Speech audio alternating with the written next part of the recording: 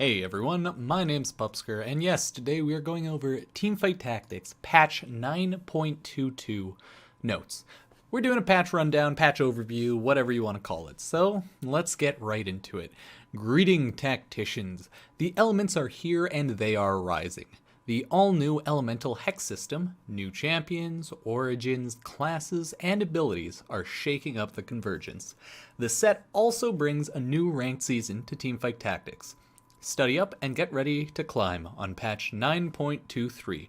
Last, but certainly not least, we've decreased the number of each champion in the pool, making forced team compositions more difficult and opening more paths to victory. Take this portal if you're looking for League's patch notes. Let's get into it. By the way, this says elemental, not elemental, but I didn't want to ruin that. So yeah, big update. Rise of the Elements. If you want to check out the new elemental hexes, champions, origins, and classes, you can go here, which takes you here. This was released 2 weeks ago for the PBE, so I'm not going over that. And if you want to read this, for our learning from the beta set and our goals for the new set, it essentially explains what they learned from the old set and their philosophy going forward in regards to how they're going to develop TFT and what they've learned, just generally what's going on. So that was released 13 days ago, not going over that either, or 14, I don't know, it doesn't matter. Now, general game changes. Let's actually go over the goddamn patch review. We made a few systemic changes in preparation for Rise of the Elements. The board size change will allow for additional options and decisions to make the optimal formation for any given situation.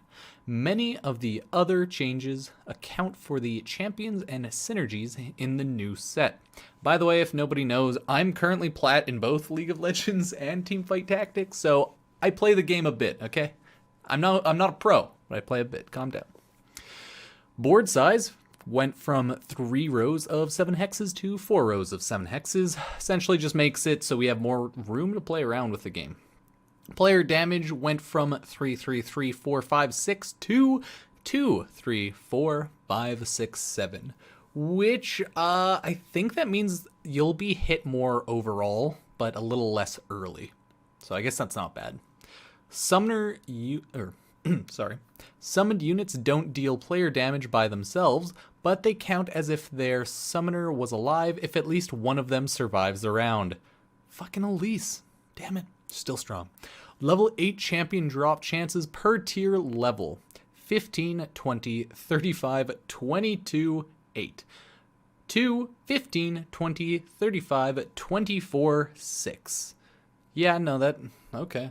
Level 8 champion drop chance.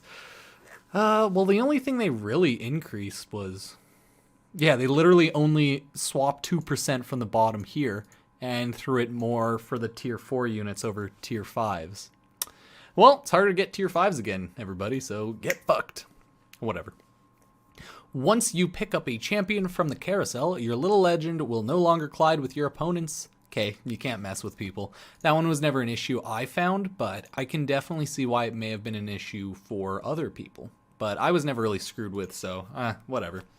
New season, new rules. Okay, ranked is off during patch 9.22. It will return with patch 9.23. Yeah, they told us that earlier with the intro.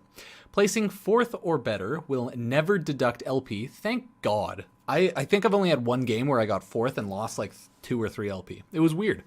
Placing 5th or lower will never reward LP. As it should be. I agree with all that. We're slightly decreasing the number of Challenger and Grand Master slots in many regions in order to make sure that the Master to Challenger ranks have the appropriate distribution of players. Nice. Vietnam, Korea, China, 300 Challengers, 700 Grand Masters. EU West and North America, 200 Challengers, 500 Grand Masters. Damn it, it's harder for me. All other regions, wrecked. 50 Challengers and 100 Grand Masters. Well, while on one hand I never thought I was good at anything enough to get to that tier, I'm aiming for Diamond next season. We'll see. You never know. This game has a lot more RNG, but if you know what to do with it, you can definitely get there. Champion pool changes. Now, this one's actually great. We're decreasing the number of each champion in the pool It will be much more difficult for multiple players to build similar teams. Keeping an eye on what your opponents are building and find the open synergies for maximum success. I actually love this change. Tier 1 units, used to be 39 in the pool, 29. Tier 2 went from 26 to 22. Tier 3 went to 18 to 16, not a huge change there. Tier 4 went from 13 to 12, also not a huge change, but it's a good change. And Tier 5 still at 10 units. So that essentially means they made it harder to force comps, right? You can't just roll and have a high chance of getting everything. Now you essentially, how the game should be played, I agree with this. You have to pick according to what you actually get. And by the way, you can still 100% hard force comps. It's not actually that much worse. Because, like, if everything's decreased, nothing's decreased, like, you know, it's that kind of logic. You can still force comps, but it's a little harder to force them once things start picking up. So I'd watch out for this. And generally always check what your opponents are building before you build yours. Because guess what? If you counter yourself by building like the worst possible thing to the highest tier person, once obviously you're like 2-3 full rounds in, yeah, you're not having a good time, but it's not a huge issue, don't worry. Mana generation. 1-star champions used to get 6 to 10 mana per attack, now it's just flat 8. 2-star champions, 10 mana per attack. 3-star champions, 10 mana per attack has been swapped to 12 mana per attack. That's right, getting stars actually helps again, so yeah.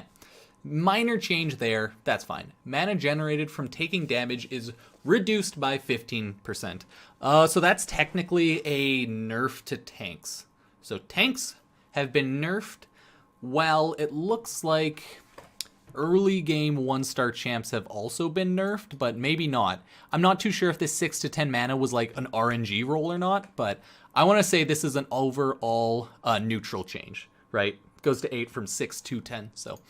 tanks were, yeah, people with high attack speed were buffed if they're 3 stars, and tanks were nerfed. That's about it.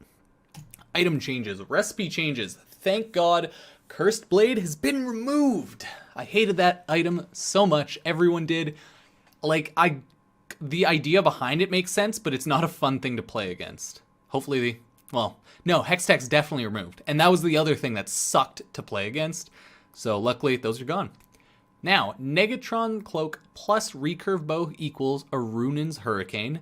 It was always a waste of a spatula in my opinion when you could get an extra unit, but that being said, if a spatula unit didn't actually fit in your comp, then it's better than nothing. And it has its use cases. Spatula plus a Needlessly Large Rod equals Inferno's Cinder.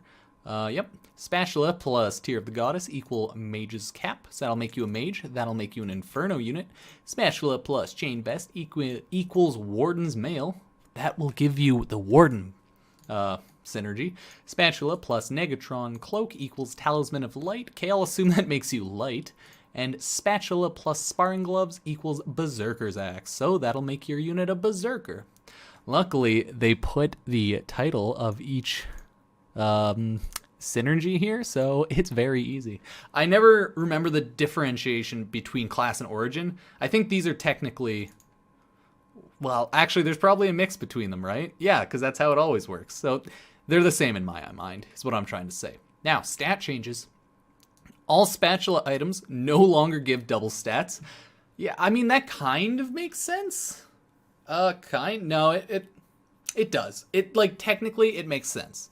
Right? The spatulas never really should have given double stats because you only get one item. The spatula bonus should be enough, but I guess they found it was just a little too strong.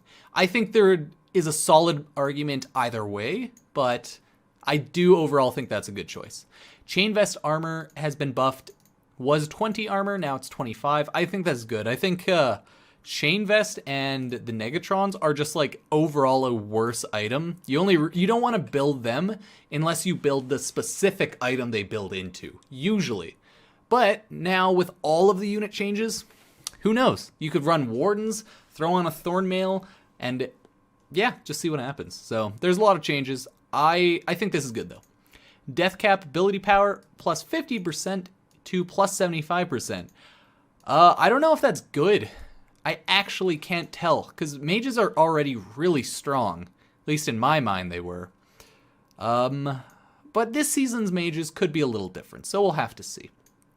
Overall, though, the game has taken a lower damage range, so I think this is interesting, to say the least.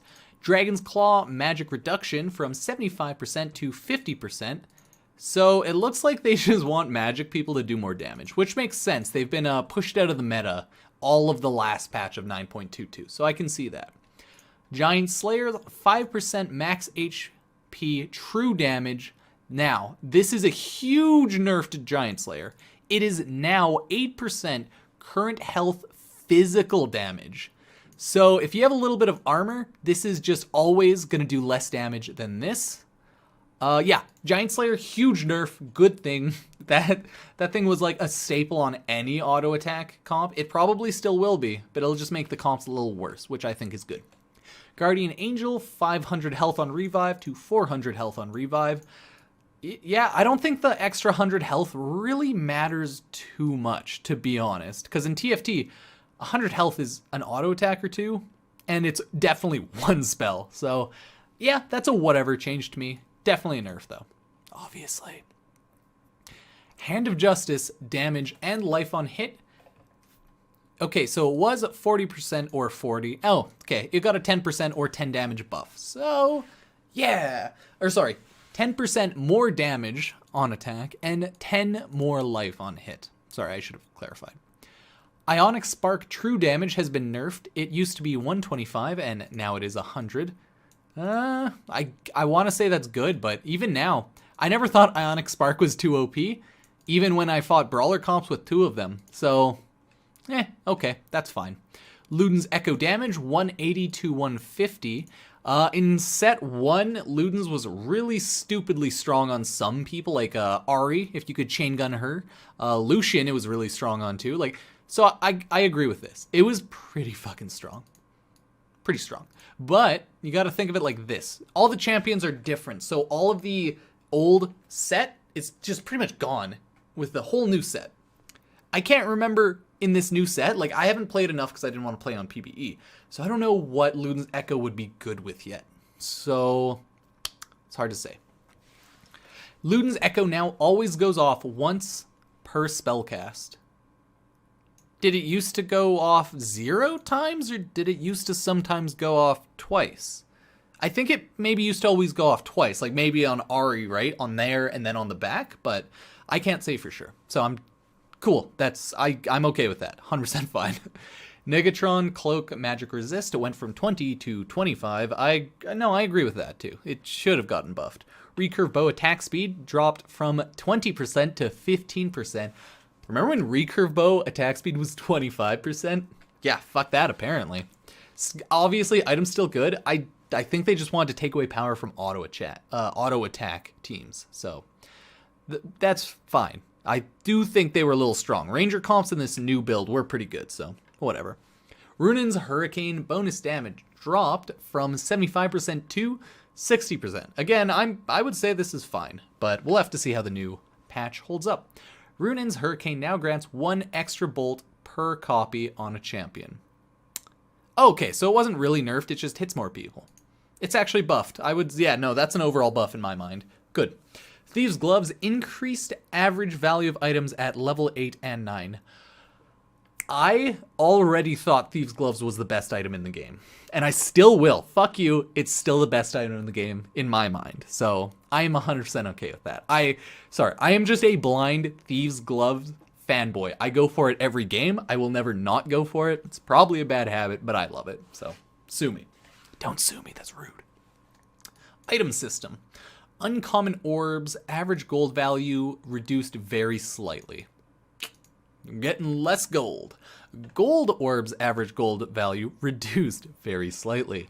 Spatula drop rates reduced. I actually do like that. And I think spatulas drop too much right now. I think spatulas should be a thing where only about 4 of them are dropped throughout the game. Or if they're guaranteed to be in every single carousel round, then I think only 2 should be dropped a game on average. But because they're pretty much guaranteed to be in every carousel, I think it's unhealthy for the game to have like 10 spatulas in one game. It's fucking bonkers. So I actually 100% like this. I hate how often spatulas can get out there. Like I've seen people with 2 Force of Natures. That's 4 spatulas on one person. Come on. No. Reduce the chances of getting combined items slightly. That makes me sad, but I'm not mad at it. It makes sense, okay? It's fine. Dragons now drop 2 common orbs in addition to their carried item. I like this because now you have a reason to actually think about who you throw your last 1 item on. Before, it was like, fuck, I'll never be able to build this 1 item onto someone, so you just throw it on whoever like could benefit the most at the time. Now it actually matters. You can throw it on a carry. But you won't. You'll still wait. We all will. I know. Elder Dragon and Rift Herald drop a common and an uncommon orb in addition to their carried items. Again, I like this. It just means more opportunity to not have like items left out. I like the idea of the enemies in this dropping more or at least varied types of orbs. So 100% fine with that. As long as it's not overboard, which I've played the PvE. It's not overboard, so it's fine. Trait UI tooltip update. This one's actually sick. It'll help everyone. Champions that contribute to a trait will have their portrait and tier information displayed inside the tooltip. Champions that are active on the battlefield will have their portraits highlighted. So pretty much just scroll over the class or origin that would be on the left side, and it has the icon of all of the units in it. So it's actually pretty cool. I like it. Great UI update. 10 out of 10. It makes literally all of those UI highlights that like people add on to their game worthless in my opinion. But that being said, I never actually thought those had much value in the first place, so whatever. Freljord Arena skin. Okay, find out more about the 3 new boards and potential future boards here. Whoa, dude. Nice. Nice. Okay. Avarosa. Cool. Winter's Claw. Fuck yeah. Ooh, I like this one. Hell yeah. Oh, wow. Look at all these concepts. I think this is great. Obviously, this one's obviously my favorite, you know. Blood Moon Zed looking one. 10 out of 10. It's a Sharingan too. Wait. Wait a second. Riot Games, bunch of fucking weebs. No, that's a symbol, but it's still pretty much a Sharingan. Cool. I approve of that. Give me more boards. Nummy nummy. Red Buff and Morellonomicon tooltips are now correct. I wonder what they were like before. Fixed a bug where 3-star tier 3 units were doing 1 more player damage than intended. 3-star tier 3. That is oddly specific, but whatever. Okay. The patch is over. The patch rundown's over. Overall, I'm actually really excited for this patch season. I think the first season of Teamfight Tactics, it made sense, but it was a very safe play by Riot Games. Because what they did wasn't that different from Dota and wasn't that different from auto chess on like any mobile game. Season 2, though, really changes, I want to say, how they do synergies with the classes and origins. Like, they actually thought outside the box this time. They didn't just do basic dumb bullshit like health. Yeah, no, they changed a lot of things, and I fucking love it. Like, the new classes and origins, if you don't know about them, I think they're good. So, 10 out of 10, I approve. Teamfight Tactics Season 1, it wasn't bad, but it was just more of the other auto chesses. Now, this one, this is going to be League auto chess. Like, it'll be more League, in my opinion, because of what they're doing with the hexes, bigger board. They're adding the individual hexes that give buffs. Like, I like the changes. I always love these changes as long as they make sense. And these are interesting, fun gameplay type changes that actually matter. So, yeah, I'm 100% on board with this. I like Season 2 more than I like Season 1 so far, and I've only played about 5 to 10 games on Season 2, whereas I've definitely played more on Season 1, so I'm excited. Hope everyone will join me. Feel free, subscribe. Going forward, I still plan on making Warframe content. It'll just be, I plan on making Warframe guides. I'll probably stream more League of Legends, but I don't think I'm going to stream Warframe a ton, because I don't want to waste my time streaming that game a ton. I want to waste my time streaming League and Teamfight Tactics. So, yeah. See you guys later. that was a fun video. I'm excited. One more day this releases, the patch will be out. Might not be any ranked, but I'll stream it. So thank you guys, and I'll see you later.